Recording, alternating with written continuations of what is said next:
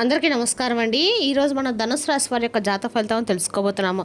ధనుసు రాశి వారికి మార్చి 3 అనగా మంగళవారం నాడు వీరి యొక్క జాతక ఫలితం తెలుసుకోబోతున్నాం. అయితే ధనుసు రాశి వారు ఎవరైతే ఇప్పుడే కొత్తగా మన ఛానల్ చూస్తున్నారో దయచేసి ఛానల్ సబ్స్క్రైబ్ చేసుకొని వీడియోకి లైక్ చేసి సపోర్ట్ చేయడం మాత్రం మర్చిపోకండి.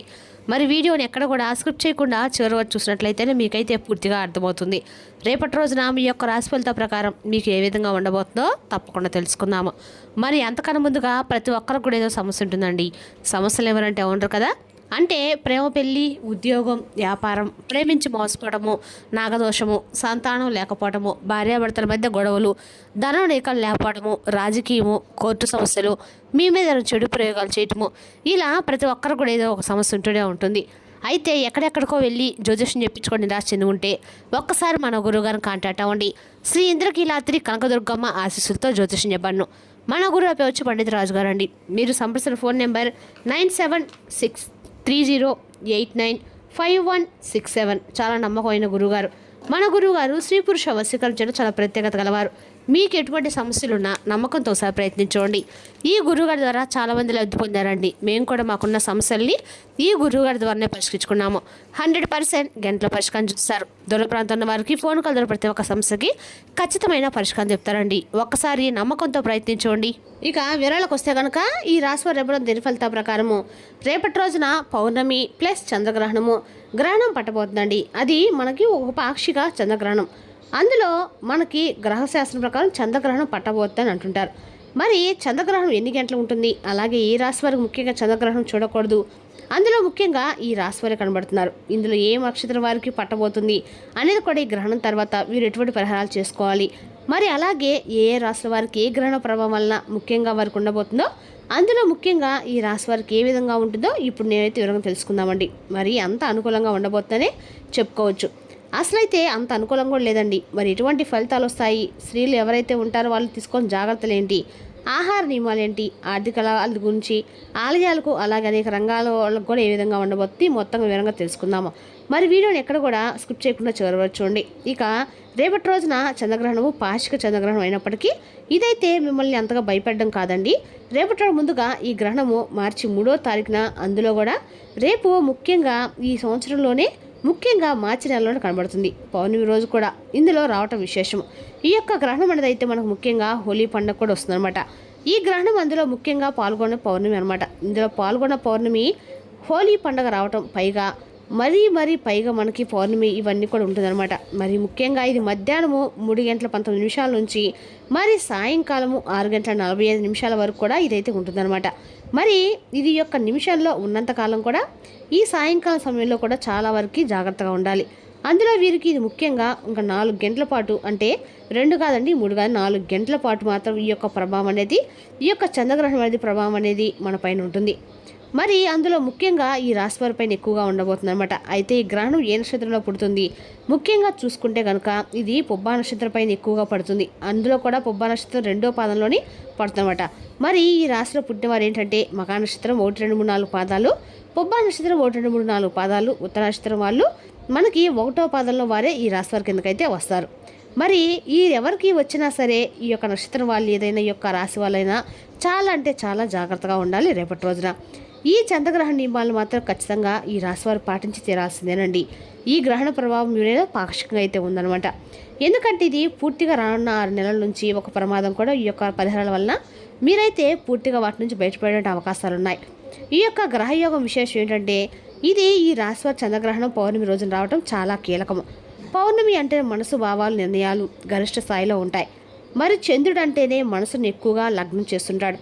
మరి గ్రహణం మనసు పైన ఎక్కువగా చీకటి అనేది కలిగిస్తూ ఉంటుంది. అంటే ఈ రాశివారు తీసుకునే కొన్ని నిర్ణయాలు భావోద్వేగంగా తీసుకున్నటువంటి కొన్ని తప్పులు మారేటువంటి అవకాశాలు ఎంతైనా ఉన్నాయని అర్థం.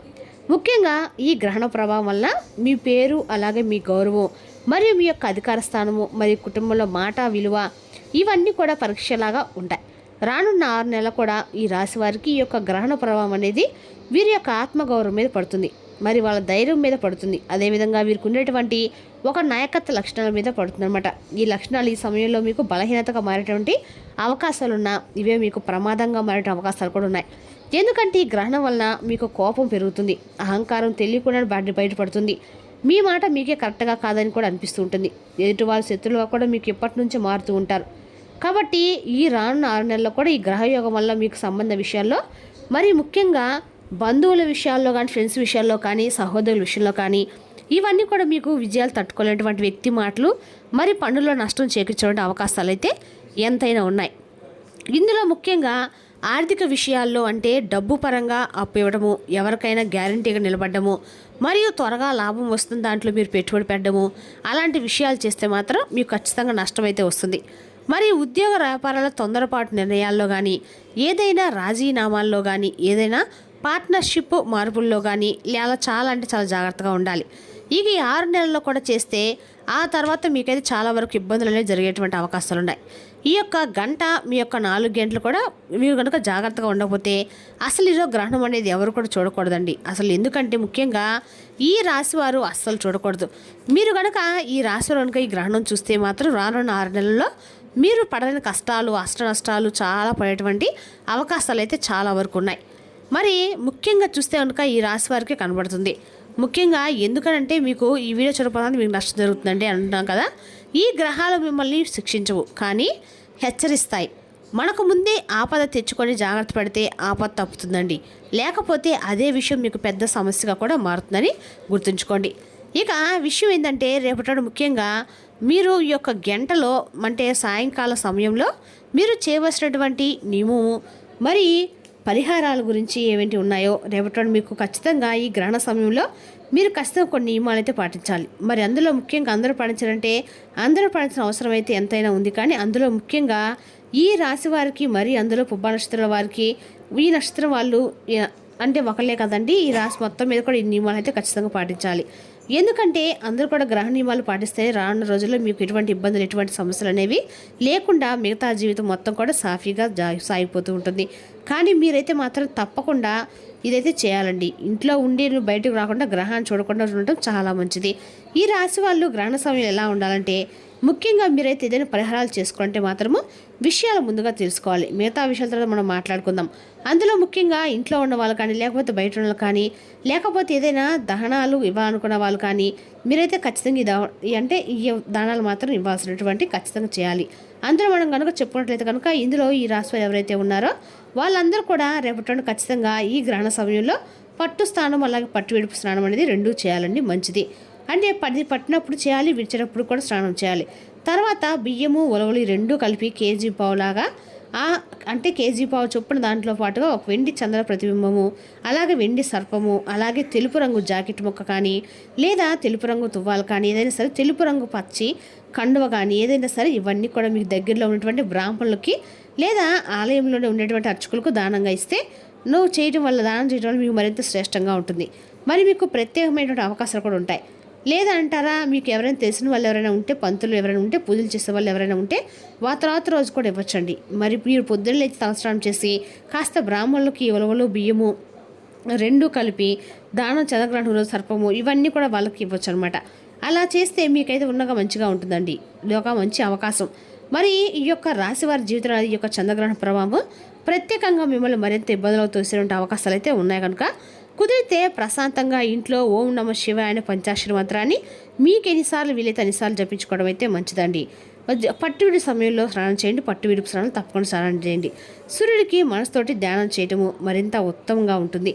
ఇక ఈ రాశి వారికి మరీ ముఖ్యంగా మీరైతే సేవ్ చేసుకోండి. రేపటి ఖచ్చితంగా కూడా ఈ వీడియో మాత్రం ఖచ్చితంగా కూడా విని తీరాలి, పఠించి తీరాలి. రేపటి మీరు మాత్రము తెలిసిన వారు తప్పించుకుంటారు, తెలియని వారు తప్పించుకుంటారు. అనేక రకాల ఇబ్బందులు అయితే ఖచ్చితంగా పడతారండి.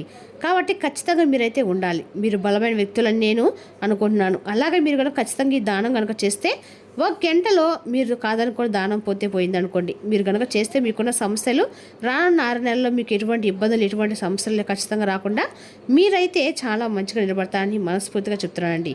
మరి రేపటి మాత్రం ఖచ్చితంగా ఈ రాశి వారి రకాల దానాలు చేయడం వల్ల మీకు చంద్రగ్రహణ పరిహారం అయితే ఖచ్చితంగా సాగుతుందండి. ఖచ్చితంగా కూడా రేపటి మీరు మాత్రము చంద్రగ్రహణ నియమాలు మాత్రం ఖచ్చితంగా పాటించండి. రేపటి రోజున ఇంట్లో గాయత్రి మంత్రము ఇల్లంతా కూడా దండించేటట్టుగా టీవీలో పెట్టుకోండి. లేదంటే మీరైనా సరే చరణం పాటించడం ద్వారా మీకు ఇంట్లో ఆర్థికంగా కలిసిపడతరంగా ఉంటుందండి. మరి తెలుసుకున్నాకండి రాశి జాతక ఫలితాలను తిరిగి రేపటి మళ్ళీ కలుసుకుందాం. Thank you for watching.